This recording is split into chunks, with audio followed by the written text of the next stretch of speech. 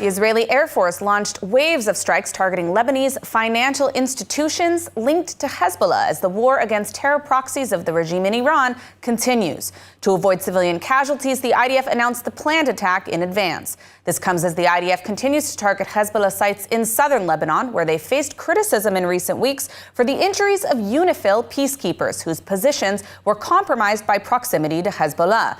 New testimony from Hezbollah operatives captured in combat shows that UNIFIL staff were bribed by Hezbollah to use their positions, a claim UNIFIL is already denying. Hezbollah operatives also explained how they took control of UNIFIL's security cameras in the vicinity and used them for their own terror activities. More from Lebanon from ILTV's Steve Leibowitz. The strikes in Beirut and other Hezbollah strongholds hit branches of the Al-Qard al-Hassan Financial Association that bankrolls the operations of the Iranian-backed terror group. The Lebanese news agency reported 11 strikes on Beirut's southern suburbs and a strike close to Beirut International Airport. Strikes also targeted the quasi-bank branches in Riyak and Baalbek in the Bekaa Valley. To avoid civilian casualties, the IDF announced the attacks in advance. אנחנו נתקוף מספר רב של מטרות בשעות הקרובות, ומטרות נוספות בהמשך הלילה. בימים הקרובים נחשוף כיצד איראן מממנת את פעילות הטרור של חיזבאללה באמצעות שימוש במוסדות אזרחיים, אגודות ועמותות כמחסה לפעילות טרור. אנחנו נתקוף אותם במהלך הלילה, ונעדכן על תוצאות התקיפה בהמשך הימים הקרובים. In South Lebanon, the Air Force also attacked dozens of terror targets and the launchers from which dozens of missiles were fired toward the western Galilee. The ground operations against Hezbollah are continuing in border towns in South Lebanon. In the last day, the fighters from Division 98 eliminated many Hezbollah gunmen, including commanders and a terrorist squad that launched anti-tank missiles. The IDF released a final video from Captain Itai Giat's GoPro headcam. The soldier from the Ahalom unit filmed on October 1st, a day before he was killed fighting in Lebanon.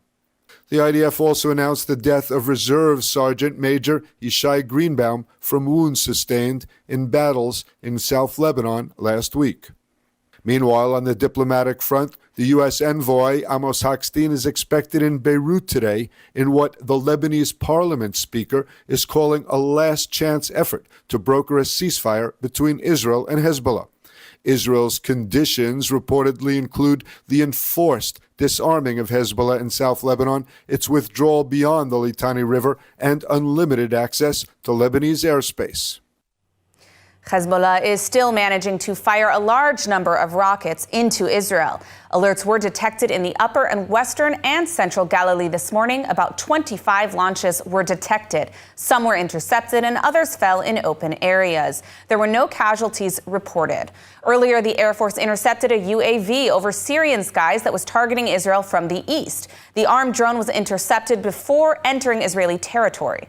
In some areas in the north, fires are still burning from more than 100 rockets fired by Hezbollah in the past 24 hours. Planes and firefighting teams are extinguishing blazes near homes in Sfat.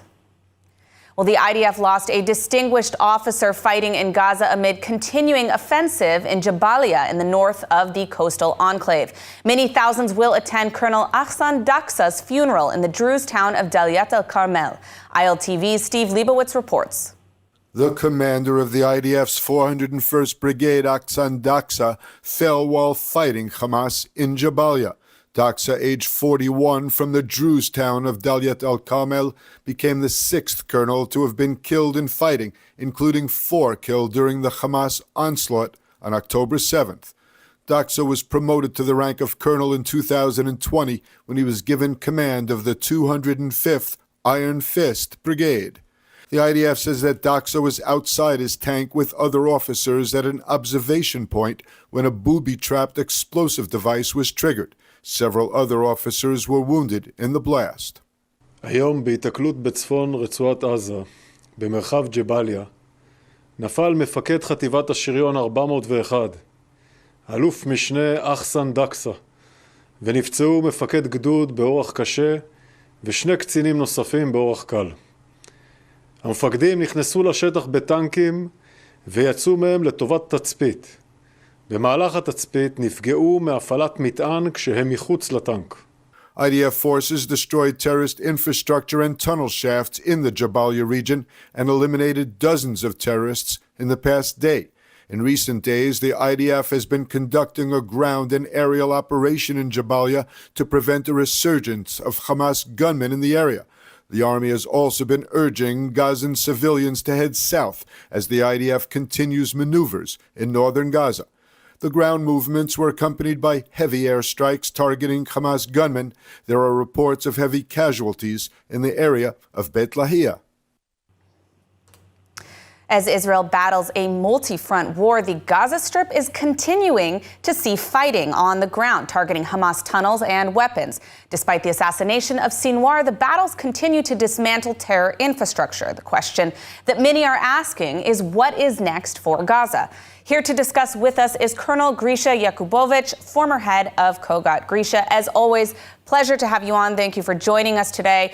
What are you hearing from inside Gaza following Sinwar's assassination? We see a lot of Gazans surrendering in some of this footage. Are the tides possibly turning on the civilian support for terrorism? Well, I can tell you that what I read in the social media is that people ask a question, it's like, how come you expected to win in nuclear power, like the state of Israel, with their abilities, sitting on a chair, throwing a stick on a drone? So it looks like, I would call it the Sinwar event. It will lead us. It will take some time, but it will lead us to a process that eventually, a deal will come out, and then we will start talking about it the day after. Now, obviously, my next question is what happens next? Assuming the IDF is able to wrap this up nicely, who will control Gaza after Hamas, and how can Israel ensure security long-term when we still have the Islamic regime in Iran funding these terror proxies all over the Middle East? But Emily, as you know, it's not only the IDF. Okay, we have a combination between IDF abilities, between the government of Israel, the civilian abilities, and of course, to create a better future for the people of Gaza, we will also need the Arab world and the United States. It will take time. It will take years. It's not something that will happen tomorrow morning like a magic. You do like that and things happen. It will take time, at least a generation, to reconstruct Gaza and to let them understand that it will be way better to live in peace instead of living in a war, or adopting the narrative of Muqawama. It means resistance. Who will rule Gaza? That's actually the biggest question, because it will not be Hamas. Israel will not allow it. It will not be the Palestinian Authority, because as it looks like, the Palestinian Authority is also becoming or leading a way of adopting this narrative of Hamas, like Muqawama, resistance. And recently we find many signs of ISIS already in the West Bank. So it looks like the Palestinian Authority will have to go also through a process before they will be even in the West Bank, and we're not mentioning Gaza. So it seems like Mohammed Dahlan, the guy that says, no, I don't want to, he is the guy that will probably enter to Gaza at the back door, supported by the Emirates and Saudi Arabia. Now, under Sinwar, Gaza saw significant investment, we'll call it, from the regime in Iran. But one of his potential successors, Khalid Mashal, is less attuned to the regime in Iran. Now that Sinwar is gone, do you think there's a possibility that Hamas, which of course is a Muslim Brotherhood Sunni group, perhaps would pull away from the regime's strings in the Middle East? Well, we have one obstacle for now, and the obstacle is Sinwar's brother. Actually, there are three brothers. Muhammad is the guy that replaces. He's Hamas chief of staff for now. He's a psychopathic pedophile. It's all known in the Gaza Strip, and Hamas leaders also know that. But he's also a little bit crazy, and it will take some time to eliminate him. People are afraid of him. And I think that the happiest person at Hamas is Khalid Mashal. He cleared the way for Sinwar a few months ago when he elected himself as the leader of Hamas, because he knew it will be temporary. And he waited for the opportunity, or he waited on knowing that Israel will eliminate him.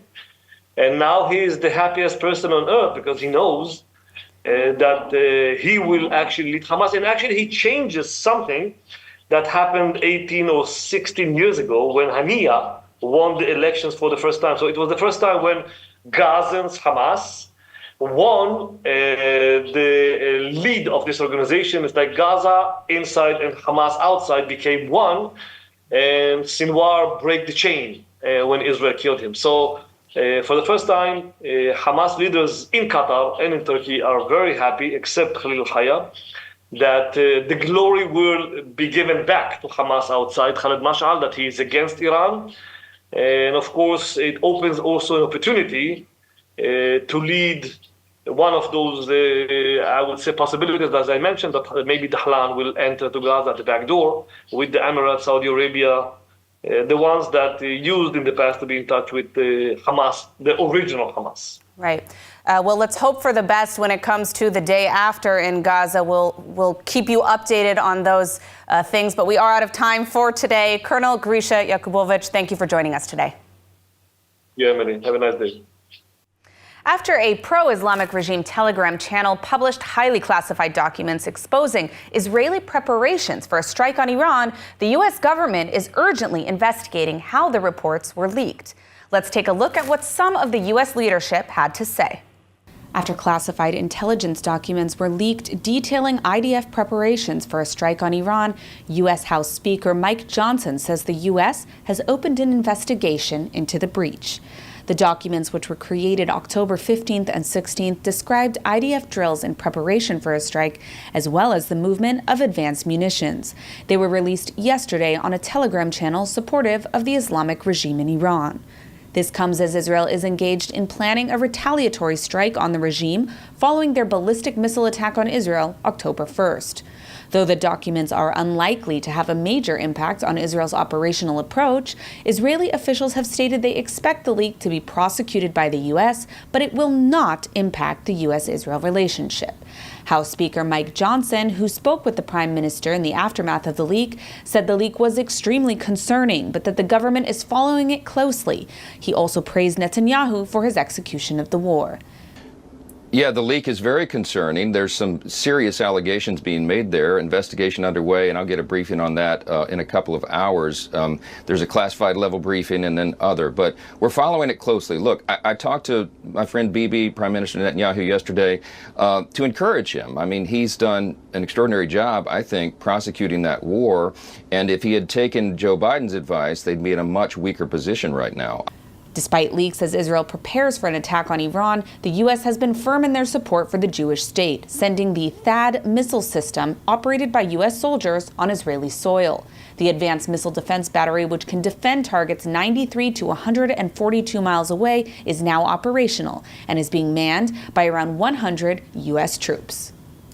And while the IDF's elimination of Sinwar has been greatly celebrated, it is still unclear what this could mean for the hostages and possible end to the war. ILTV's Ariella Lahiani is at Hostage Square with more.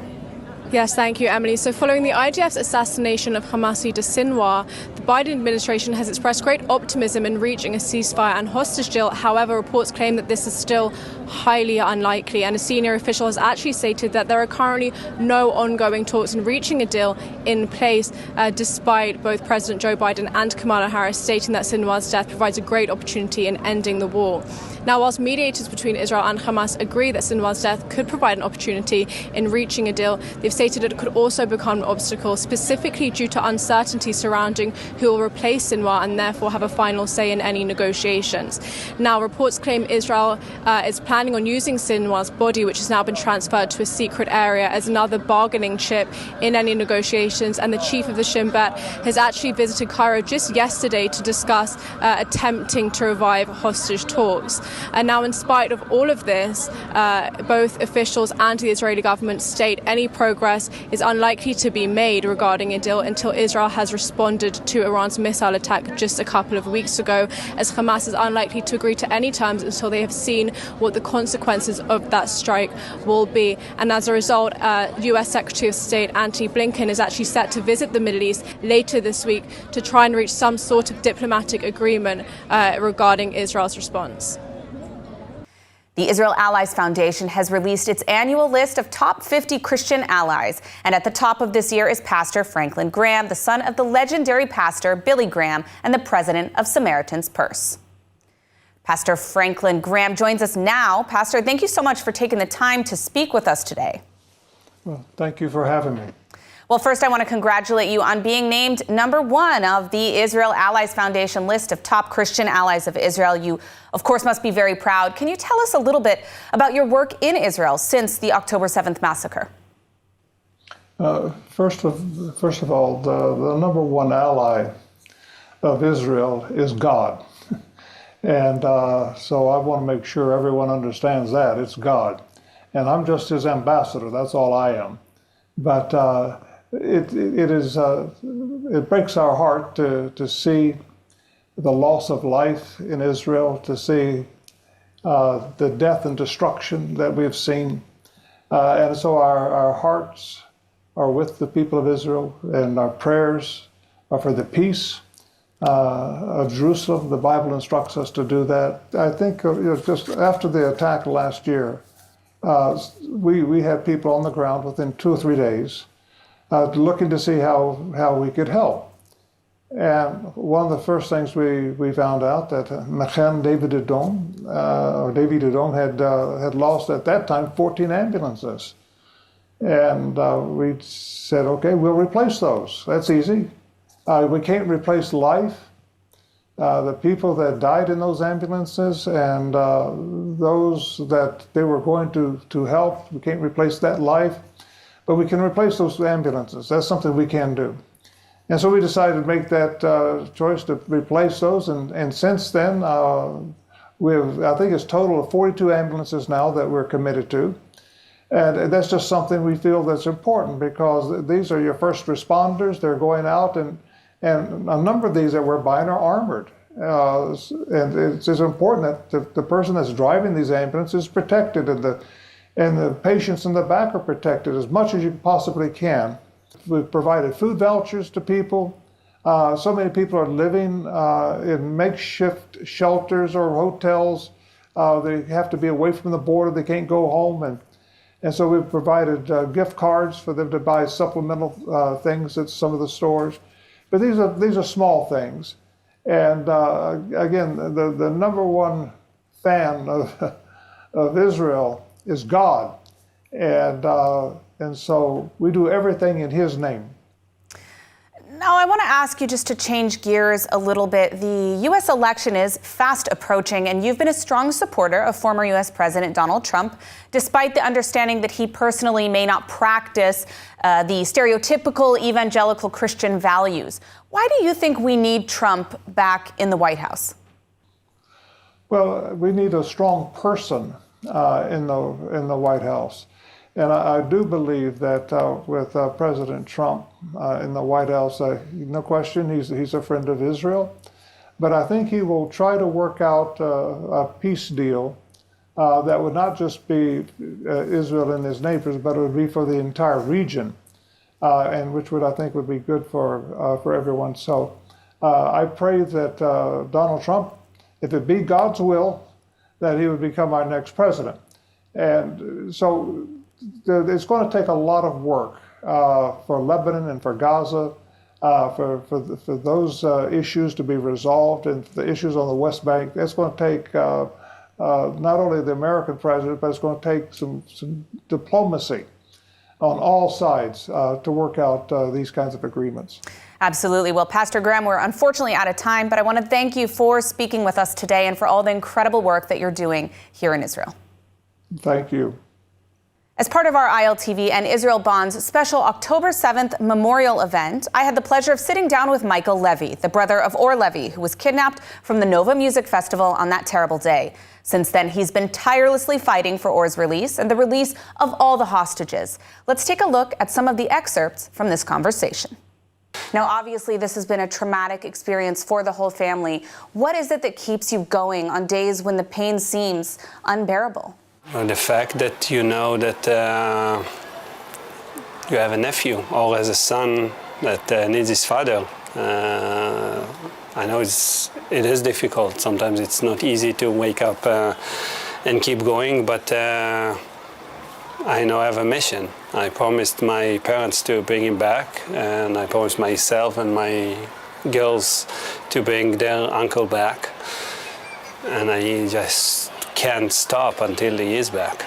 Now, you personally have been on a mission to raise awareness, of course, for Or's situation in Hamas captivity, but also for all of the hostages. And you've emphasized many times that this is not just an Israeli issue, but an international one as well. How has the international community responded to this issue? And how has the Israeli community received the news of what's been happening in the past 365 days? As everyone probably knows, the Israeli community is amazing. You know, one of the few good things that happened out of October 7th is people that unite, that people that left everything behind and just doing everything they can in order to help us and the entire community. The international community is also very supportive. At least the people that I've met, they're very supportive. They show solidarity. They don't always do enough, I guess, because we all can do more, including myself. But they are sympathetic. They do understand that what we have here is something that can happen all across the world, and this is the main message I try to show the international community. Now, how has Or's son, Almog, how has he responded to all of this tragedy and not having his parents around in the past year? I think that's the most difficult thing, dealing with the day-to-day stuff. Almog wants his parents back. Unfortunately, we cannot bring Einav back, but his father is still alive. He misses him every day, but at the same time, he is starting to forget. Now, when we show him pictures of Or, he sometimes thinks it's me. He calls my other brother Dad because he's with him all the time. So those little things are things that, that's something that you don't even think about until you have to deal with it. Michael's interview was part of a program that helped kick off Israel Bond's Invest in Life campaign. You can watch the full interview on our YouTube page. By investing $107 or more in Israel Bonds, you send a powerful message. We are united and we are committed to securing a strong Israel. Please scan the QR code and invest in life. Sagot Winery, where passion meets tradition. Nestled in the heart of Binyamin, our vineyards yield exquisite wines crafted with generations of expertise. And now let's take a look at the weather forecast. Mostly clear skies are expected tonight around the country, with temperatures dropping to lows of around 14 degrees Celsius or 58 degrees Fahrenheit. Then tomorrow, mostly cloudy skies and warm weather are expected as temperatures should climb to reach highs of 25 degrees Celsius or 75 degrees Fahrenheit. That's a wrap for today's news. For the latest updates from Israel on all your devices, be sure to follow our ILTV channel, subscribe to our newsletter, and explore our website, iltv.tv. Stay informed with the latest news straight from the heart of Israel. I'm Emily Schrader. Be well, and thank you for watching.